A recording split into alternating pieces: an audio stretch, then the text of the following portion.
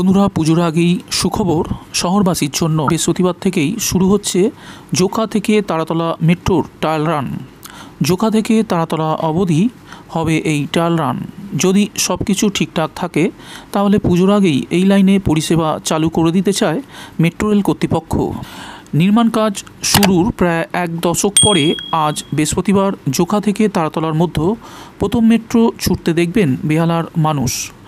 গত দেড় মাস ধরে জোকা থেকে তারাতলার মধ্যে 6.5 কিলোমিটার পথে মহড়া দৌড়ের প্রস্তুতি শোনা যাচ্ছিল। অবশেষে সেই দৌড় শুরু হতে চলেছে। সূত্রের খবর, বেলা 11টা থেকে বিকেল 5টার মধ্যে ওই দৌড় শুরু হওয়ার কথা। গত জুলাই মাসেই উত্তর দক্ষিণ মেট্রোর নোয়াপাড়া কাটশেড থেকে একটি নন এসি রেক নিয়ে আসা হয় টেলারের মাধ্যমে সড়কপথে আলাদা আলাদা করে। সেই নন এসি মেট্রোর 8টি কোচ এনে তার জোকার কাটশেডে জুড়ে রেক তৈরি করা হয়েছে। আপাতত ওই রেক ছুটিয়ে মহড়া দৌড় চলবে। রেক রক্ষণাবেক্ষণের জন্য কাটশেডের একটি অংশে কাজ তড়িঘড়ি সম্পূর্ণ করা হয়েছে। যদিও সুবিশাল কাটশেড সম্পূর্ণ হতে এখনও অনেক সময় লাগবে।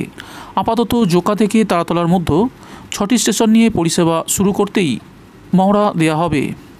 ওই 6টি স্টেশন হচ্ছে জোকা, ঠাকুরপুকুর, শখের বাজার, বেহালা চৌরাস্তা, বেহালা বাজার এবং তারাতলা।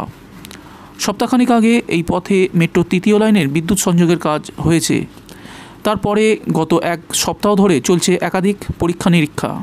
আজ সকালে ট্রেন চালানোর আগে রেকের বিভিন্ন যন্ত্রাংশ এবং লাইন পরীক্ষা হবে বলে জানিয়েছিল মেট্রো রেল কর্তৃপক্ষ।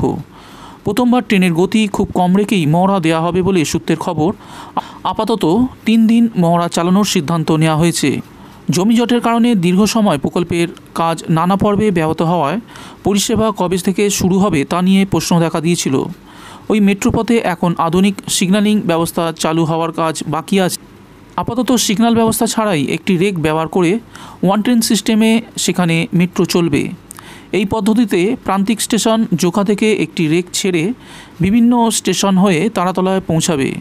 তারপরে তারাতলা থেকে ফিরতি পথে জোকায় আসবে। ওই রেকের আগে বা পরে কোনো ট্রেন চলবে না। মহড়া দৌড় সফল হলে এই একই পদ্ধতি মেনে নতুন এসি রেক আনিয়ে যাত্রী পরিষেবা শুরু করা হবে। অক্টোবর মাসে আনুষ্ঠানিকভাবে 6.5 কিলোমিটার মেট্রোপথে যাত্রী পরিষেবা খুলে দেওয়ার লক্ষ্যমাত্রা ধার্য করা হয়েছে।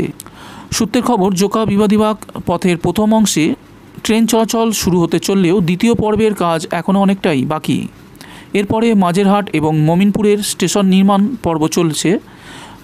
তবে মমিনপুর থেকে পার্ক স্ট্রিট পর্যন্ত মাটির নিচে সুড়ঙ্গ নির্মাণের কাজ এখনও শুরু হয়নি। সব বাধা কাটিয়ে ভিক্টোরিয়া মেমোরিয়ালের পাশ দিয়ে এই সুড়ঙ্গ তৈরির ছাড়পত্র মিলেছে বলে সূত্রের খবর।